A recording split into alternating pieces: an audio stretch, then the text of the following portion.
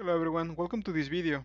Today I'm going to talk about Go language, what it is, pros and cons, and how to install it in CentOS 7.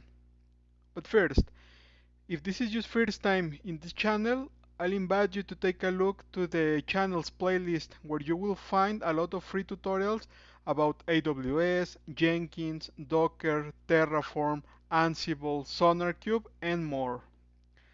Okay, what is Go?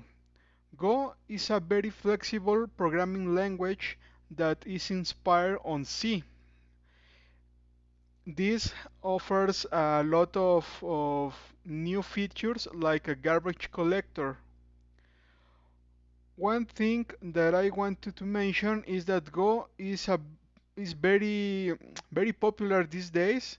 If you go to Golang page, you will see what companies are using it. As you can see, it's Google, PayPal, American Express, Meta, Microsoft, and so on.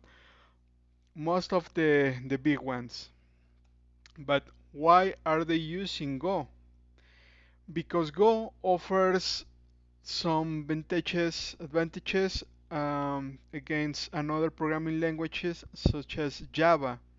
For instance, Java is an independent programming language that has two compilers, GCC Go and Go, and also is an independent language. It doesn't need a virtual machine like JVM for Java. One of its main features is that it has native mobile support for Android and iOS.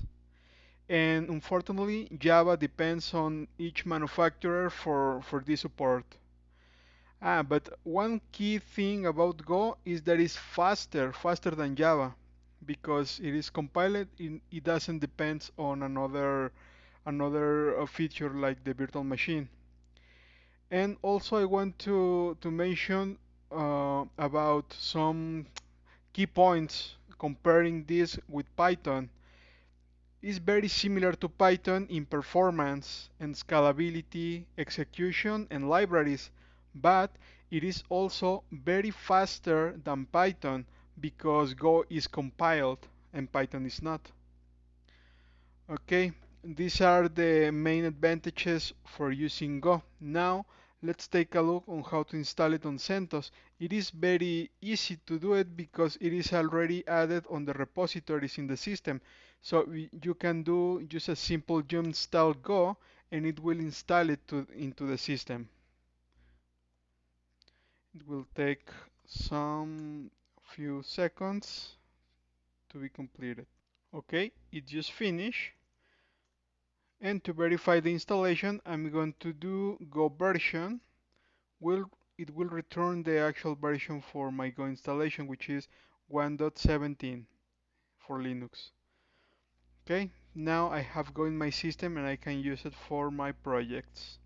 This is all for this video. I hope you enjoy it. Please subscribe to the channel and let me know your comments. Thanks.